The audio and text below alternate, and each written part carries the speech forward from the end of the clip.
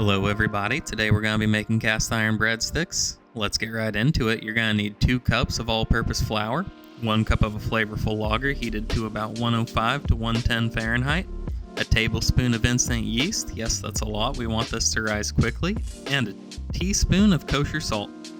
Add your flour, yeast, and salt to the bowl and whisk together. If you haven't used your yeast in a while, it might be a good idea to bloom it for about 10 minutes to make sure it's still alive. Just mix the yeast into the beer and let it get bubbly before you add it into your dry ingredients. Once you've added the beer to your dry ingredients, stir it together until you get a shaggy dough.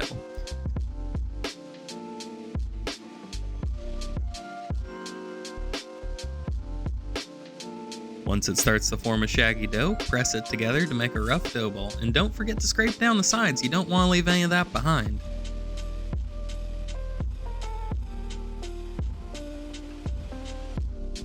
Next, it's time to start kneading. How long it takes really depends on your flour. With mine, it usually takes about 5 minutes or less to knead the dough by hand.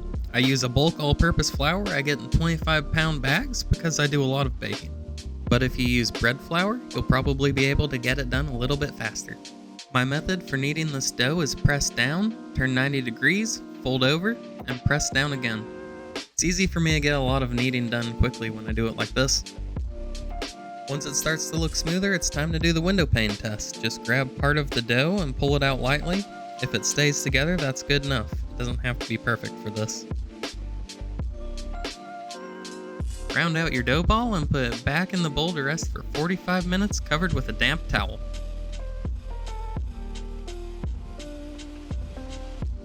When your dough is about done proofing, it's time to prep the pan. Get out a 10-inch cast iron and give it a generous amount of olive oil.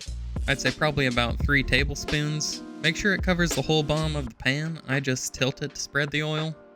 Hello, wife. Oh, there I am.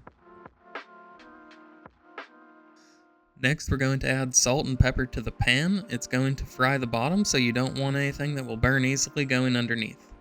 Plus, I like the toasted pepper flavor you get from doing it this way.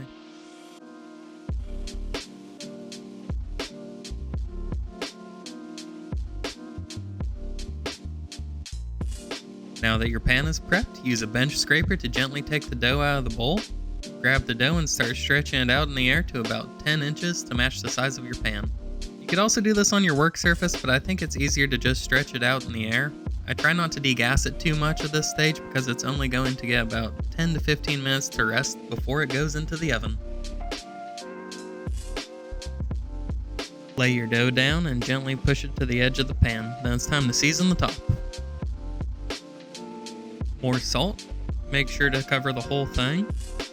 More pepper.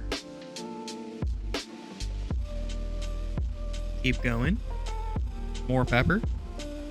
I don't know if you could tell, but I like pepper. That's about enough. Granulated garlic. Dried basil. Dried oregano. Crushed red pepper flakes. And some shaker parm. You can use fresh Parmesan here if you want, but it's not really necessary for this dish. Make sure to cut it with a bench scraper or a spatula or whatever you have handy before you put it in the oven. If you don't cut before you bake it, it's just going to be a loaf, which isn't necessarily a bad thing, but it's a lot easier to serve it family style if you do it this way.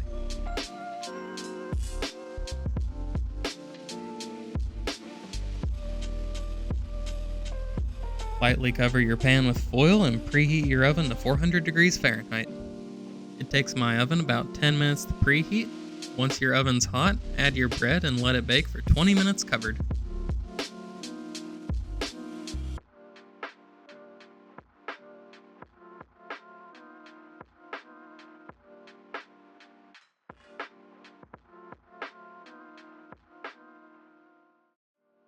After about 20 minutes, remove your foil and you'll see a very blonde loaf of bread. We want to take that to golden brown, so give it another 10 minutes uncovered in the oven for a total of 30 minutes bake time. Then let cool on a wire rack for about 5 minutes. And at this point, you're done. It has a golden brown top, a crispy fried bottom. It's easy to grab a portion off. All that's left is to show you the crispiness. and enjoy.